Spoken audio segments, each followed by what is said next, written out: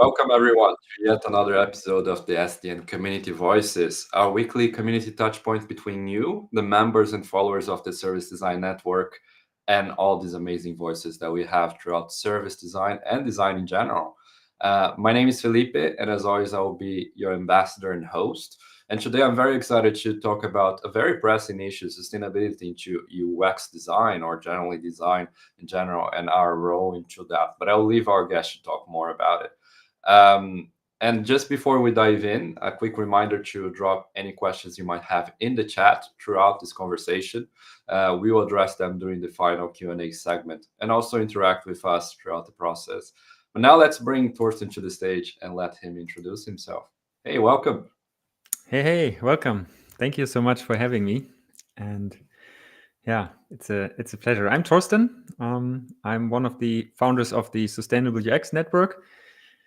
Maybe a few of you have heard about that. So we are a nonprofit initiative, global community, something in between and everything.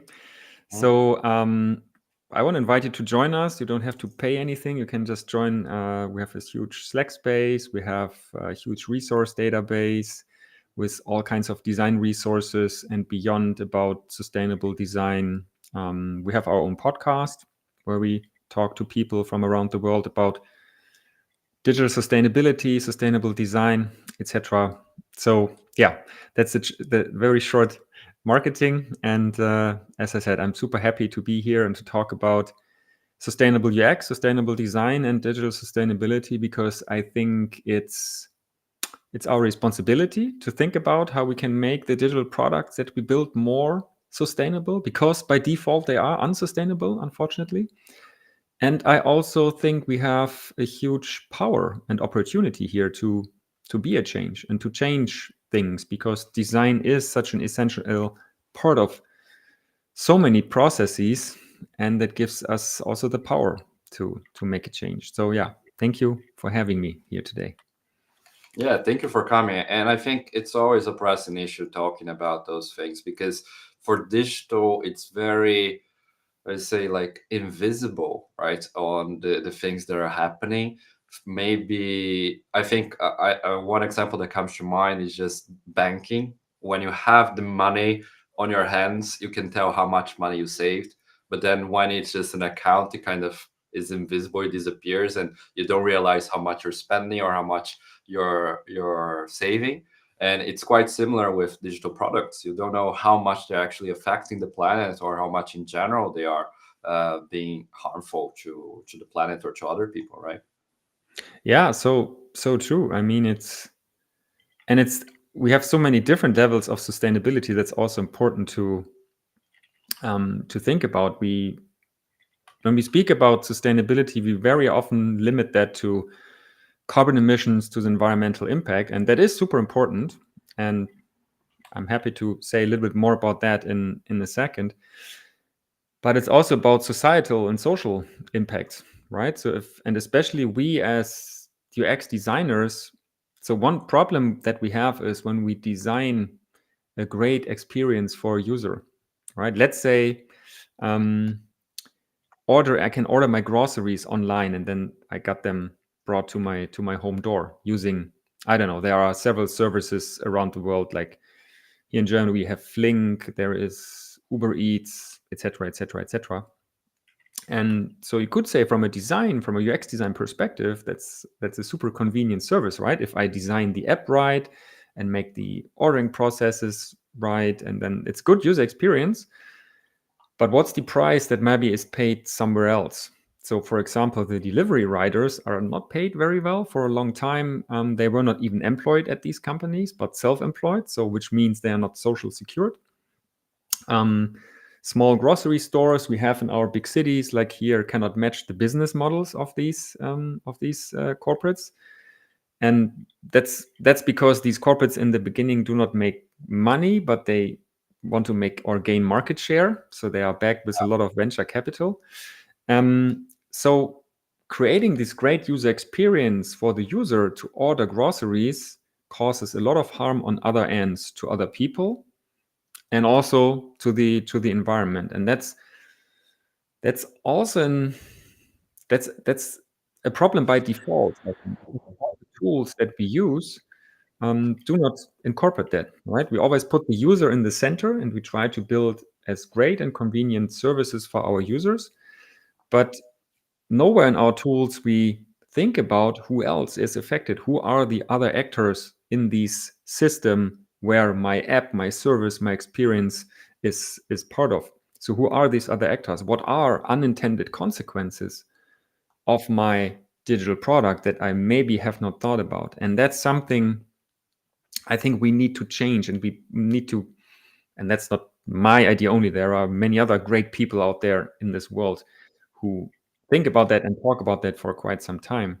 So we need to bring that into our processes and into our design process, into our product building process, to understand from the very beginning what are the negative impacts, because then we can design our services in a way that they are more balanced with the surrounding ecosystem. So instead of putting the user in the center, the user is just one part of a bigger ecosystem, and that's a, I think, fundamental mindset shift that we need in the way we work and in the way we build digital products. Yeah, I think it's a lot of that talk from going from ego to echo. So really understanding that we're not on the top of the triangle or on the top of the food chain or whatever it is, but we're a part of all of it. And it's so hard also, I think, to see all those details, because they are so many things that are interconnected. They are working together, not only in terms of logistics when you're creating a product and stuff, but also the nature and everything around us. So how do you see, or some of the tools that maybe you use to try to understand these other actors that are being part of the system? I mean, the good news is there are a bunch of great tools and frameworks available right now. And some of them by us, for example, and I created some, but there are great other people around the world who created wonderful tools as well. So the tools are there. You can use them. And what I find, as I said before, what I find really important is to consider that from the very beginning. So Yeah. it's nothing that you should do in the end of your design process, like thinking of, okay, and now we need to make it a little bit more sustainable. You need to understand that from the very beginning. And this is not too complicated. I think it's rather pretty simple. So one tool, for example, it's called the actor mapping or actant mapping, which is a pretty simple idea of putting your product, your experience in the center, and then think about who are all the actors that are impacted by this product, being it human actors, being it non-human actors like nature, like the environment, like a neighborhood, like a forest, like a river, etc., etc. So by doing this pretty simple exercise, and you can do that with all people, with all stakeholders from your projects, you already set a level of understanding of how is my product potentially influencing other actors in the system. That's a pretty famous tool. So another tool that I use quite often is needs to consequences mapping. So we as designers think a lot about user needs and business needs. That's very often the challenge that we have. We want to fulfill the user needs, so we understand what the user wants or needs, and then we try to align that with the business needs that someone else is telling us. So that's a core part of our job.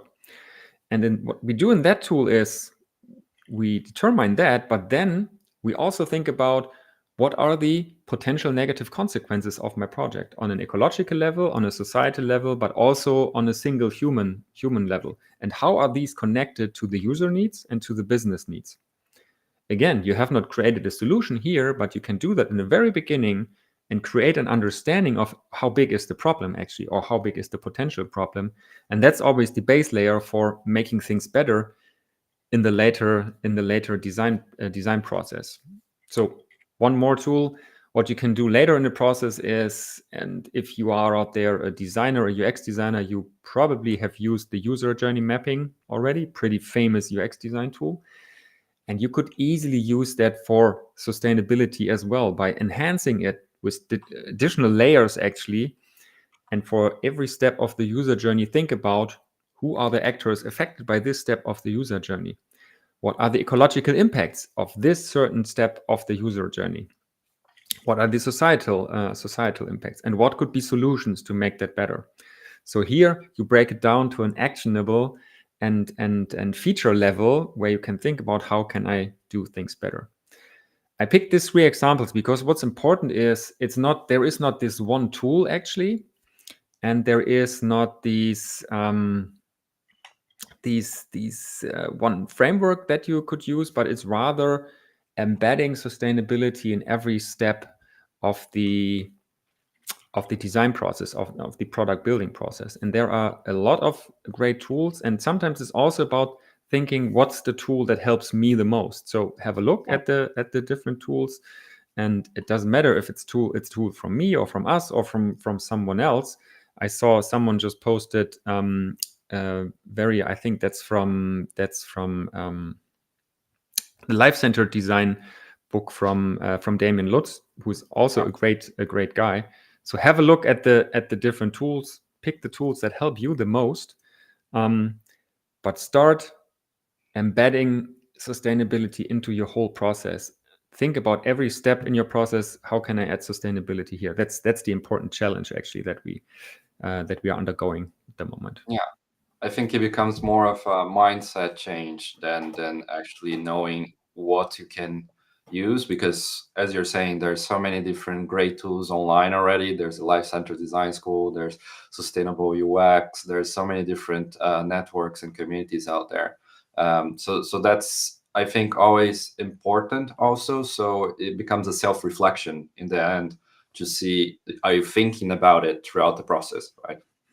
Yeah, and it's also because you mentioned that, and I see also the great links in the process. It's very important. It's not about if sustainable UX or life-centered design or planet-centered design, if one of these is better than the others, because down to the core, all these want the same. Taking the user out of the center of the system and seeing it as a part of the whole system. And there are differences in nuances, but all of them are great. And that's very important that we do not start discussing, right, is this maybe better or that? No, it's all of these are great, and there is no right or wrong. It's rather choosing the things that help you. And since I saw the link, so I think I cannot post in the chat, right? But so what we, if you go to sustainableUXnetwork.com, you will find a link to our resource database, and there are all kinds of resources from all people. Also, there are also the things from Damien from the life-centered design. So he has a great book actually that I can highly recommend. He has, or it's more than one book actually. So yeah, just to recommend to go there and find the tools that help you the most, because there is not this one solution. It's rather seeing and feeling what helps you the most. Yeah, I think I put the QR code here, so if anybody's cool. interested, Thanks. have a look there. But I think it becomes a little bit of this question also in the namings, what you're saying. There's so many different names. There's life-centered design, there's humanity-centered design, there's all of those different ways to call it. Do you think this kind of helps or kind of goes against helping, maybe making it confusing about all of those different things working or not working together? I personally think it helps. I mean, I have this discussion quite some time, but I think, hey, more terms means, if I feel familiar with the term sustainable UX, cool. And if someone else feels much more familiar with the term life-centered design, also cool, right? So there is more choice actually. But the main direction where we want to go is the same. And I mean, these people like Damien, like other great people, we are great allies. We know each other. We exchange ideas. It's very inspirational to have these conversations. So I personally think it rather helps. And it's why should there be one term that is the one and only? Because it's not about the term, it's about the core idea. And as I said before, that's right, putting the user out of the center, actually thinking about the consequences and impacts to the ecosystem of the digital products that we build. that is important. And the more ideas we have there, I personally think the better. Yeah, that's fair. I think it's so inherent to designers, the collaboration aspect. So even though there's different communities doing the same thing, we all kind of share this core idea and then work together into a common goal in the end.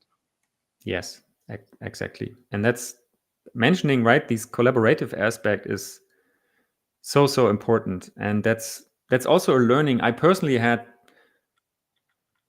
through this journey with the SUX network, for example, because when we started that, right, with a handful of people, and I already saw at least two of them are here. So hello, Bavo and Chris.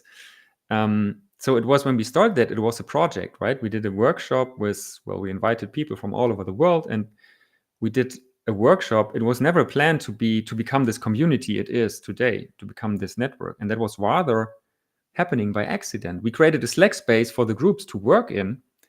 And then what we realized, I think, is that that this community aspect, that this aspect of getting together, that this aspect of not feeling alone is super important, because many of us want to do something and to change something, but many still feel lonely being in their teams, in their corporates where they work, etc. Right? And so it's so important to get together and to join forces, because that makes us a real force. And yeah, that's how the whole SUX network actually happened, because that's something that I and that we are learned by ourselves. And that's, I always recommend that to people.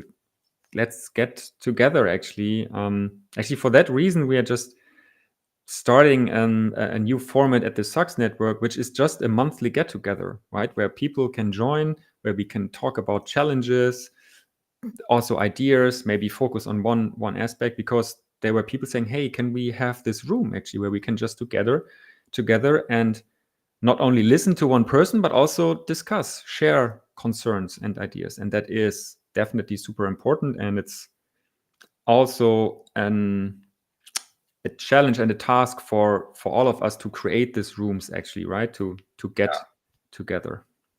Yeah, and I think it's also very important on this super digital globalized world that we have, that a lot of times maybe you don't have the community locally, but you have the access to find a community worldwide that has those same values, and you can just jump in and discuss. Yeah, totally. I mean, SUX started globally from the beginning, so which is maybe untypical, but there have been in the first project people from all around the world, actually, from the Americas, from Asia, from Africa, from Europe. So yes, it is.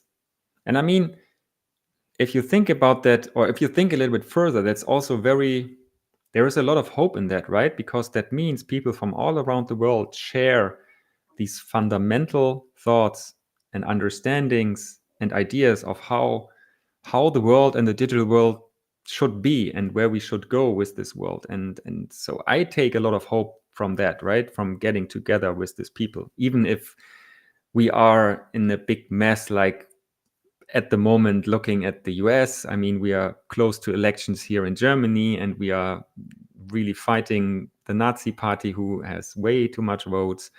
And so I don't want to get too much political here, but this is important, right? The world is on the edge at the moment, and that is pretty dangerous. But I also think that we have the power to change this and to turn the world into something better. And especially we as designers, maybe we sometimes don't have the feeling like, right, because we feel like I'm just the designer and what can I do? But design is part of so many aspects, actually, right? The most valuable companies in the world put design into the center of the work. And I know we don't see that maybe in our own positions everywhere, but still there is a lot of hope,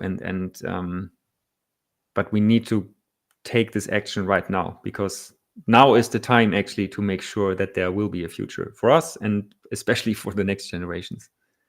Yeah, and I think design really holds that power, right? And we recently got kind of recognized for that. I saw I think was the World Economic Forum. They posted about future of jobs, and they put design there on the top 10, because it's so important, as you're saying, from the beginning, right? We're there in the inception of the ideas. So if we really bring this mindset change of being more sustainable, being more inclusive, being more accessible, that already sets the tone for the whole project, the whole service product that we end up shipping as designers, or later on developers, or whatever other profession comes.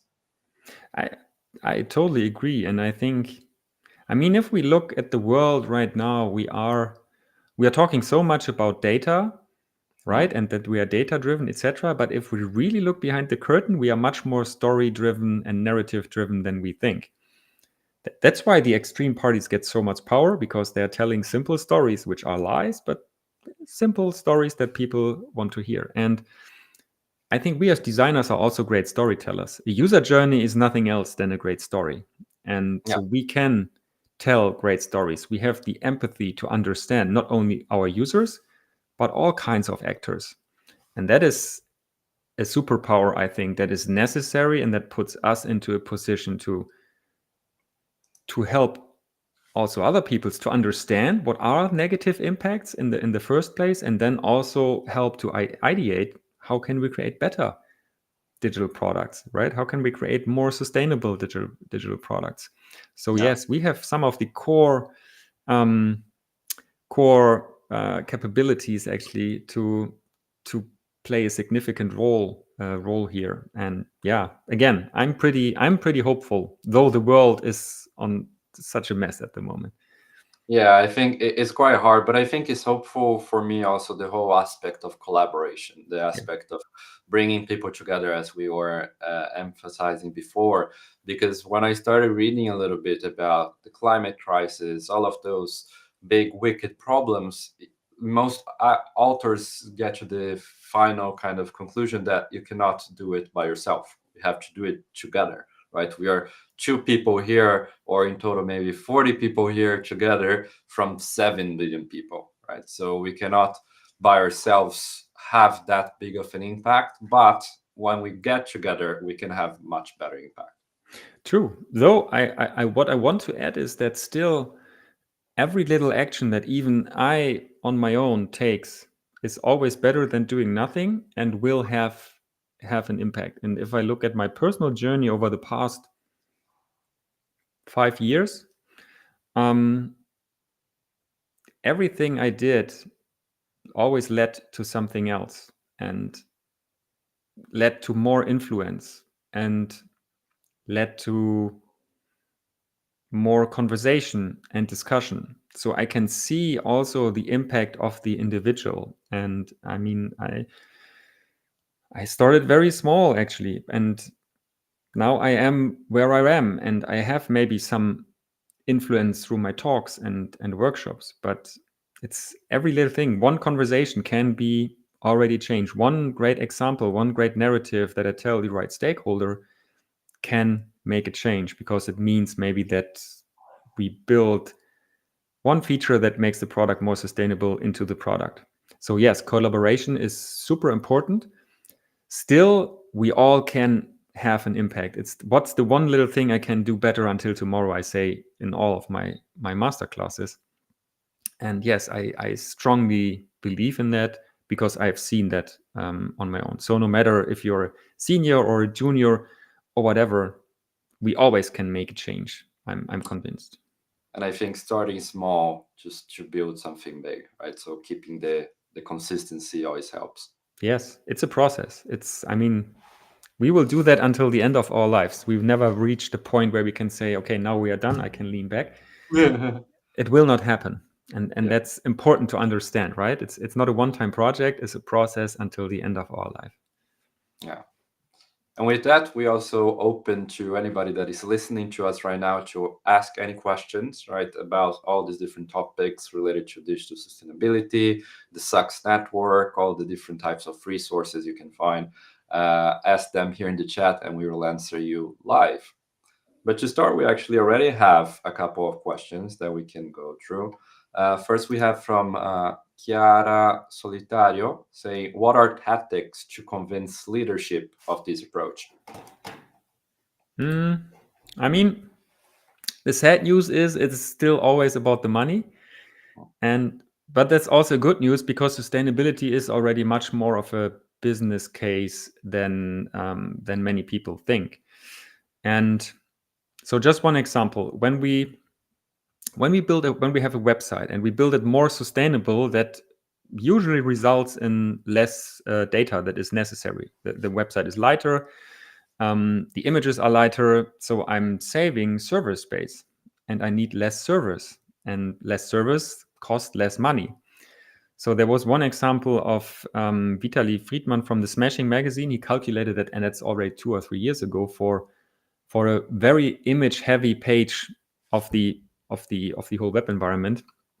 And what he did is he changed the format of the images to a better format, and changed the size of the images, so that they have the actual size, that they are resized when they are delivered to the client, or are not stored in a bigger size than needed. And he was able to save, I don't know how many, but gigabytes of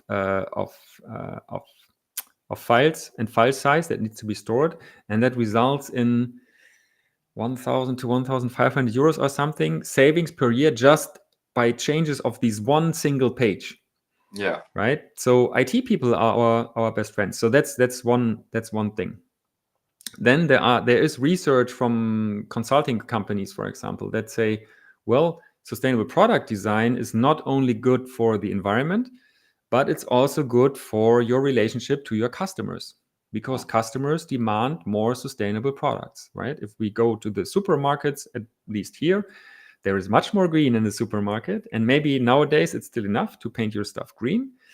But in 2 years or 3 years, it won't be enough anymore, because people are not dumb. So if you can prove that you're selling sustainable products and that you are sustainable, people have a better relationship to your brand. Yeah. And then it's also employees of your company, right? People want to work, especially the young people now, they want to work at sustainable companies. So it's also, if you're looking for a new talent, you need to prove to that people that you are sustainable. And that's nothing I made up. That's it was a Capgemini research, actually. And so if a consulting firm says that, they do not say that because they want to save the world. They think it's a business case. And the last thing, especially here in the US, regulation. So digital emissions, and that's just one aspect of sustainability, but it's an important one. Digital emissions will become relevant for the reporting. So far in these classic ESG reporting, digital emissions are very often left out, not super important. They are focusing on other things. With what's happening on regulation level in the EU at the moment, digital emissions become relevant for reporting. That means these reporting guys will start looking at digital emissions. And that's when all the other people in the companies have to start looking at emissions, because someone will ask, okay, what's the carbon impact of our digital environment? What's the carbon impact of our website? I sometimes say to people, hey, look at what's happening with accessibility in the EU at the moment, right? We have these challenge for many companies who did not take care for a long time and now feel like, oh no, this year I have to get ready and get accessible, make my stuff accessible. And the same thing will happen with the digital emissions of our with the emissions of our digital environments, for sure, in the next years. And that's also a good story and a good narrative that helps convincing people. So getting back to the question, it is already a business case. And for some companies, it already you can make more money. In others, it's preparing for the future, because it would mean if you do not take care now, you maybe won't have a business anymore in a few years. But that's a narrative that we need to tell again and again. But that works pretty good, pretty often, I can tell. Yeah, I think that's great. There's so many discussions about greenwashing and all of those things also. So companies are really starting to realize that they cannot just do that. As you said, the customers are not dumb, right? Yeah, so exactly. they know that type of stuff. But then we can jump to one more question we have from, it's more of a statement, but kind of a question from Gun. The real question is, are the design tools even sustainable enough? The proliferating of data centers that houses AI servers, for example, produces a lot of electronic waste. Well, will it always ever be enough? I don't know. I think this is rather touching this mindset thing we were talking before about before, because we cannot do everything right just until tomorrow. It's not. It's a process, and we need to rather think about what's the one thing I can do better, better until tomorrow. I mean, the most sustainable thing would be not to use any digital stuff. That won't happen, and that maybe doesn't make sense for many reasons. And so, are they sustainable enough? The question is rather what can I do better until tomorrow, next month, next year, and how can I continuously improve actually?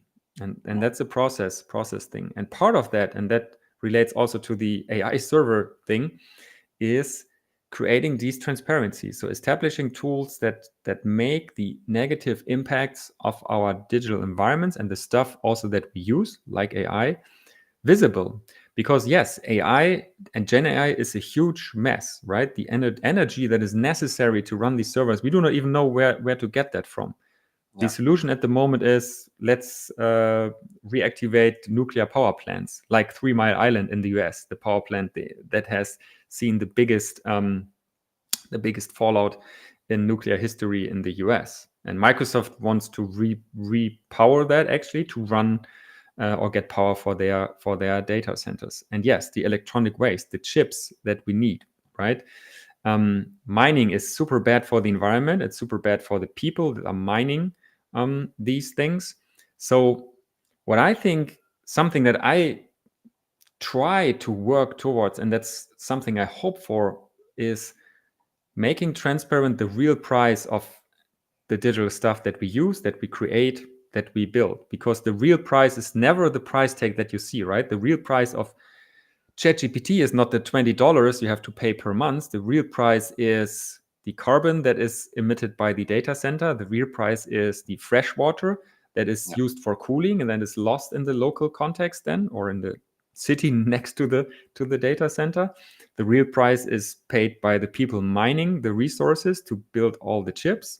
It's paid by the data workers, because there is still a lot of human work involved in making AI running so well. It's not as smooth as you think, but whatever, running so well for us, right? There are data workers that are looking and checking the outputs of AI and see if they are good or bad, and they have to see really bad things, similar to what we have seen with the moderators of social networks in the past. So yeah, there is a huge price paid actually on many levels, and making that visible and transparent, that's a huge challenge for the next time. Because I mean, most of the people are not bad people. They very often just are not aware of this. And especially, I mean, with all digital, but especially with AI, that's a huge discussion we should bring much more into the center this year.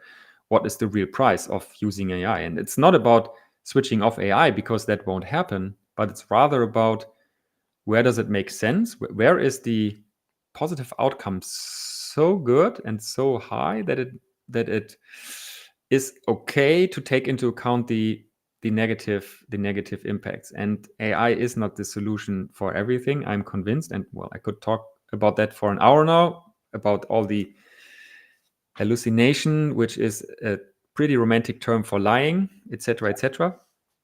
But there are great use cases, but there are many use cases where we shouldn't use AI for, and that's a discussion.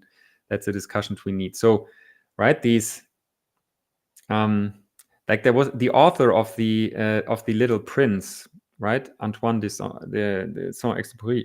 He said, like, and I don't know if I can quote that correct in English. So perfection is not given when there is nothing more to add, but perfection is given when there is nothing more you can take out.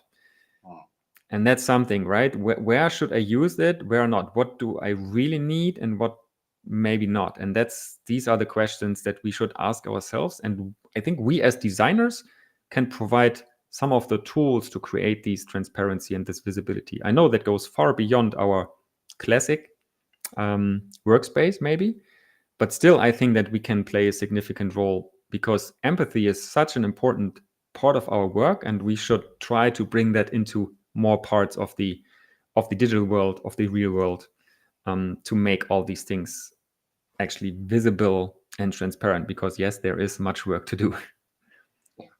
I think then it's a self-reflection for everyone that is watching, just to think, how sustainable can we be tomorrow, right? Yeah. So with that, it comes to the end of our time. Thank you so much for all your insights. I think it was an amazing conversation. I see we have a lot more questions, but we don't have enough time to go through them right now. But hopefully we can keep the conversation going there in the comment section.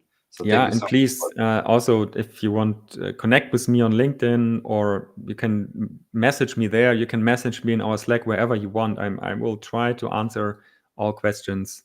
And so, yeah, please get in touch. And discussion and conversation is important. So let's continue this on whatever channel you want. 100%. So thank you so much for our time and for coming here. I think it's always great to have so many different discussions on here. So I thank you for your time. Thanks for having me. Thank you so much. And yeah. And to everybody that joined us online, thank you so much for being here, for asking questions, and for interacting with us and engaging live. These talks are really meant for you. So you're the ones that actually bring this to life. So thank you, and stay connected with us through our social medias for future updates on the SDN Community Voices. And I hope to see you all next Thursday for yet another episode. Thank you so much, and have a good day.